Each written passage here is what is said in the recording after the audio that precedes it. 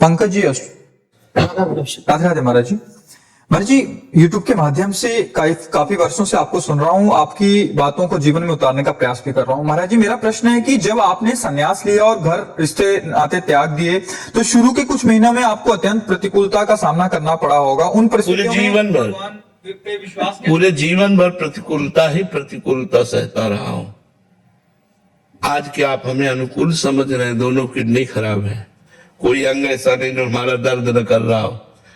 तो बचपन से लेकर अभी तक प्रतिकूलता ही प्रतिकूलता, तो प्रतिकूलता मेरी अनुकूलता बन गई है।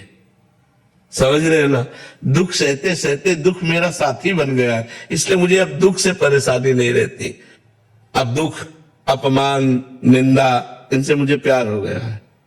पूरे जीवन भर चलते चलते मुझे इनसे प्यार है। अब और कष्ट बढ़ता है तो मुझे और सुख मिलता है। जाना है, शरीर को छूटना है। मैं शरीर नहीं हूं, ये नाशवान है, मैं भगवान का दास हूं। वो अविनाशी स्वरूप हमारा है जो चिदानंद में सेवा में भगवान की जाता है। इसलिए हाँ, पहले दिन हमारे विश्वास को भगवान शंकर ने पुष्ट किया। जब मैं 13 वर्ष का शरीर था तो शाम के माता जी से केवल बताया, पिताजी से तो हिम्मत नहीं थी क्योंकि बहुत कठोर स्वभाव के थे, तो उनसे डर लगता था बात करने में। तो माता जी से कहा कि माता जी, हम कल बाबा जी बन जाएंगे। बाबा जी बन जाएंगे। उन्होंने विनोद समझा और हमारी बात बन गई, क्योंकि उन्होंने विनोद समझा। अगर सीरियस समझती तो रो देती या कुछ हमको आदेश करती, और उन्होंने विनोद समझा तो ध्यान ही नहीं दिया। भगवान ने हमारी बात बना दी। सब सो रहे थे, उठे, पिताजी को मानसिक प्रणाम किया, सैया पर थे, माताजी को प्रणाम किया, भाई बहनों को हाथ जोड़ा, और एक छोटी सी गीता, और एक ब्राह्मण कुल में जन्मे थे इसलिए चटाई, और वो एक लोटा, क्योंकि गायत्री यज्ञोपवीत हो जाता है ना, तो गायत्री के लिए उतना लेकर बस वो फिर घर से भागे। पैजामा कुर्ता या ऐसा पैंट शर्ट, हाफ पैंट या शर्ट या पैजामा कुर्ता क्या था मुझे ध्यान नहीं है उस समय, मतलब गृहस्थी वेश में ही भागे। और 15 किलोमीटर चलने के बाद थक गए तो एक शंकर जी का मंदिर आता है नंदेश्वर, सरसौल में, सरसौल ब्लॉक में नंदेश्वर महादेव, वहां जंगल में जाकर के रुके। अब जब 12 बजे भूख लगी, क्योंकि सुबह से कुछ ना कुछ घर में मिल जाता था, अब सुबह तो मिला नहीं, चलते चले आए। अब दोपहर के 12 बज गए, भूख लगी, तो पहली बार हमारे मन में प्रश्न उठा कि कैसे जीवन निर्वाह होगा, जीवन निर्वाह कैसे होगा, कहां रहेंगे, कहां जाओगे। तुरंत हम कहा ये तो हमको परास्त कर देगा प्रश्न। तुरंत उनका भगवान जैसे रखेंगे, हम भूखों मर जाएंगे लेकिन घर नहीं जाएंगे, हर कष्ट सहेंगे। इतने में एक आदमी आ गया, हमारे विश्वास को भगवान ने तुरंत पुष्ट किया। एक आदमी आ गया, उसने कहा बच्चा, यहाँ एक सूर स्वामी रहते थे, जानते हो क्या? तो हम कहा हम यहाँ नए आए, हम जानते किसी को नहीं। तो कमंडल खोला और 1 लीटर दही होगा, मीठा दही, गांव के दूध गड़वा का लाल लाल दही, लाल रंग का हो गया। बोला तुम पी लो, अब हम वापस नहीं ले जाएंगे, उनके लिए लाए थे, वो है नहीं, तो आप पी लो।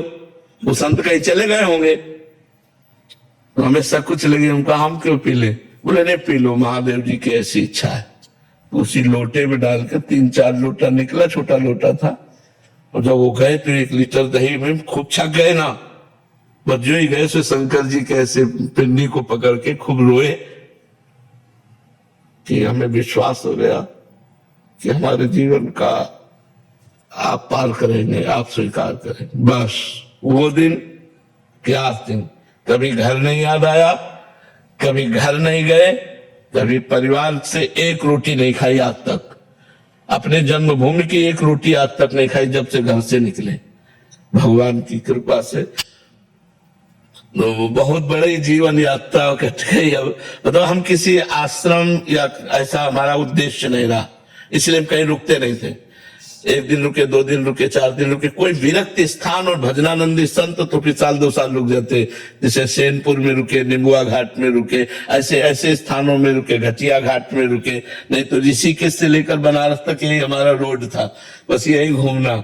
गंगा के किनारे, और जो प्रारब्ध वशात मिल जाए वही खा लेना, किसी से कुछ कहना नहीं, मांगना नहीं, कभी स्वेटर नहीं पहना, कभी शाल नहीं ओढ़ा, कभी कंबल नहीं ओढ़ा, इतने दिनों में।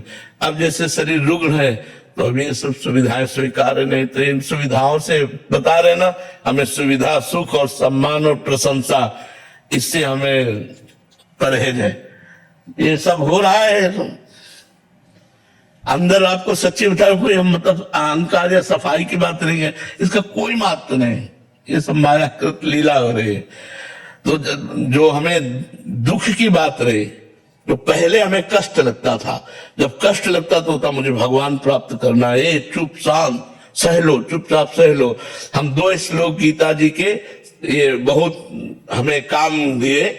पहला, मात्रा स्पर्शास्तु कौन्तेय शीतोष्ण सुख दुखदा आगमा पाइनो अनित्यास्तास्तितिक्षस्व भारत, और दूसरा, यम ही न व्यथ्यन्ते ते पुरुषम पुरुष सब सम दुखा सुखा धीरम स्वमृतत्वाय कल्पते। जहां हमारा मन हमको विचित करता, सो इन श्लोक को इनका अर्थ विचार करने लगते। भगवान ने कहा, ए चुप शांत सह सह सह सहते सहते सहते सहते भगवान ने श्रीधाम वृंदावन का वास देकर अब यहाँ पूर्णता कर दी। अब हमें कुछ नहीं चाहिए, अब हमारे अंदर की कोई सांसारिक मांग नहीं रह गई कि अब हमको ये सुख सुविधा मिले या कुछ, बस एक ही बात रह गई कि मैं प्रभु को कहीं भूल न जाऊं। एक डर बना रहता है, मैं कहीं इस बाजार में अपने प्रभु को न भूल जाऊं, इसलिए उनसे यही प्रार्थना करते रहते कि पूरे जीवन आपके चरणों में गया, अब कहीं आखिरी में लाके ऐसी खंदक में मत डाल देना कि आपको भूल जाए। यश कीर्ति प्रशंसा सब वैभव कहीं ऐसा न हो नाथ आपको भूल जाए, क्योंकि हमारा लक्ष्य ये नहीं है, हमारा लक्ष्य आप है, आपको कभी भूलू नहीं। तो दुख तो हमारे जीवन का मित्र रहा है, और वही मित्र हमको भगवान से जोड़ दिया। तो ये जीवन कथा है हमारी, पीछे से लेकर के अभी तक। महाराज जी हम पर भी दया कीजिए, हम भी भजन नहीं छूटे हमारा। हाँ, ये सबसे बड़ी बात है, भजन न छूटे, यही सार बात है।